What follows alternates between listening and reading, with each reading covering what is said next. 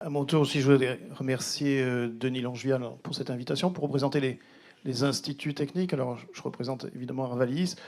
Ce que je vais dire, je pense, est assez partagé avec les autres instituts, mais comme je ne l'ai pas validé, donc s'il y a des collègues des autres instituts qui ont des objections, donc ils sont invités à le faire. En réfléchissant dans ce que j'allais dire, j'ai retenu 5 idées. Alors, je vais essayer de ne pas être trop long.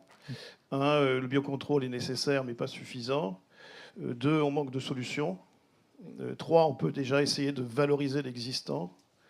4, on peut être confiant sur la recherche, puisqu'il y a des choses qui sont en route, et donc il y a des choses qui arrivent. Et puis, la dernière idée, c'est peut-être, ça reprend un peu la table ronde de ce matin, donc je vais la développer pour terminer, c'est la confiance, si on veut réussir le biocontrôle. Donc, le biocontrôle est nécessaire, moi, ça, je ne peux pas insister là-dessus. Tout le monde pense. Tout le monde le pense. On a moins de solutions conventionnelles, on a des problèmes de résistance, et même en grande culture, on peut être au pied du mur. Donc c'est nécessaire, c'est pas suffisant, donc ça a été largement dit. On ne va pas pratiquer de la substitution, donc il faudra combiner.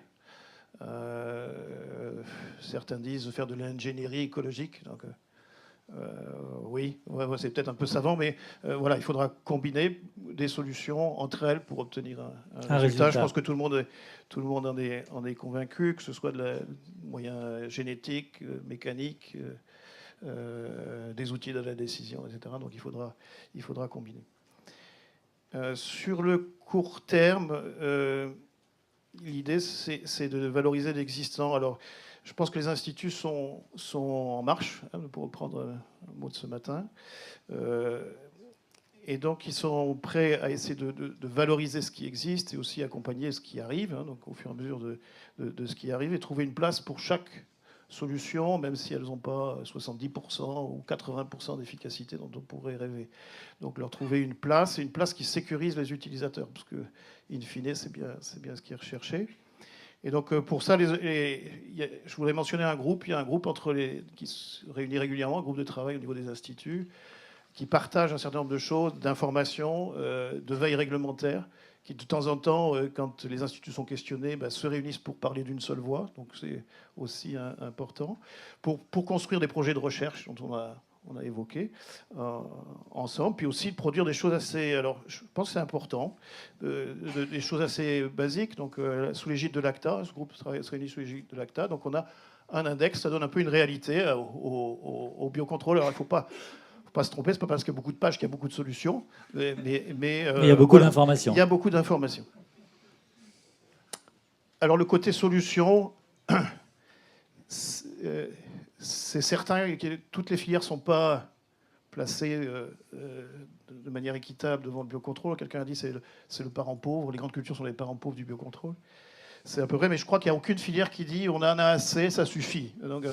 Donc arrêtez, oui, c'est plutôt le développement. Voilà, on a besoin. Donc si je prends un exemple sur les grandes cultures, alors céréales plus, en ajoutant le maïs, on a 9 substances actives ou agents de biocontrôle pour faire face à plus de 80 usages. Et parmi celles-là, il n'y en a que 3 qui dépassent 100 000 hectares, 3 voire 4. Pas plus, qui dépasse 100 000 hectares. Donc vous rapprochez ça des 5,4 millions de céréales à paille. Vous ajoutez le maïs, donc vous voyez que la route est encore longue. Et les 421 produits de biocontrôle dont on parlait ce matin dans la nouvelle liste, il faut mettre en face toutes les cultures et tous les usages. Donc on a encore un peu de route. Donc il y a un besoin à la recherche. Ça, c'est sûr qu'il y a un besoin de recherche extrêmement important. Spécifiquement pour ce secteur. Oui, spécifiquement pour les grandes cultures, mais pour toutes les filières.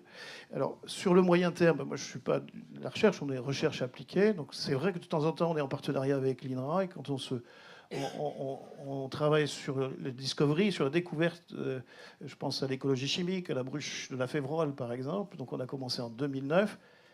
Et on n'est pas encore au bout, les solutions opérationnelles ne sont pas là, donc il faut du temps. Donc je pense que ça aussi, c'est un message qu'il nous faudra du temps avant que le pipeline soit vraiment plein.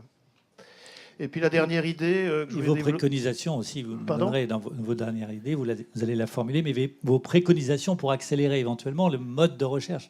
Y a-t-il une méthodologie à favoriser? Alors oui, donc, elle est basée sur la confiance. C'est-à-dire, ça a été dit ce matin, on ne peut pas un agriculteur ne peut pas utiliser une solution s'il n'a pas confiance dans la solution. Donc, celui qui lui conseille une solution, il n'a pas envie non plus à la fin de l'année de se faire reprocher d'avoir conseillé quelque chose qui ne fonctionne pas.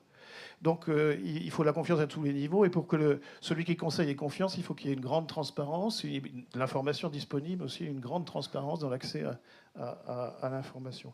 Et donc une des idées qu'on a développées dans le réseau R2E que vous évoquiez tout à l'heure, donc c'est un réseau participatif, collaboratif, comme vous voulez, qui réunit des instituts, donc Arvalis bien sûr, qui anime Terrinovia et la FNAP. C'est 10 coopératives qui sont toutes BPE, donc bonne pratique d'expérimentation, donc vous savez ce que ça veut dire, en termes d'exigence de qualité, qui ont décidé de faire ensemble, de travailler l'innovation ensemble. Et au premier chapitre des travaux qui ont été engagés, c'est le biocontrôle. Donc on travaille sur des cibles importantes, donc, la septoriose du blé, la fusariose du blé, le sclérotinia du colza. Donc il y a des enjeux en termes de surface et de traitement qui sont importants, donc on a ciblé. Et on s'est rapproché de l'amont pour travailler collectivement avec l'amont, mais aussi en étant convaincu que si la distribution s'approprie des solutions biocontrôle, en a vu les limites et l'intérêt, elle pourra facilement et plus facilement conseiller aux utilisateurs derrière. Donc, autrement dit, le transfert, si on a participé à l'émergence de solutions, le transfert sera beaucoup plus naturellement. Et donc, un des exemples qui est issu de ce réseau-là, c'est la réactualisation du soufre, puisque le soufre, alors on a parlé des coccinelles, mais c'est le début du biocontrôle. C'est une substance naturelle d'origine minérale. Tout le monde pense que c'est un antioïdium, et donc on a découvert, en cherchant d'autres usages, que ça pouvait aussi avoir un intérêt sur la septoriose. Et donc actuellement, il y a 2 dossiers de demande d'extension d'AMM sur septoriose.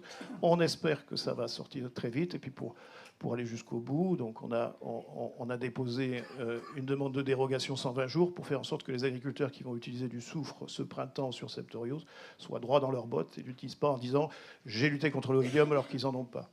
Donc voilà, ce type de choses qu'on peut faire. Et là, je pense que la distribution va accompagner, parce qu'ils se sont rendus compte que le soufre, c'est une solution, c'est une vraie solution, une solution qui fonctionne et qui peut inspirer confiance à toute la chaîne. Voilà, c'était ça mon message. Merci beaucoup. On peut vous applaudir pour ce panorama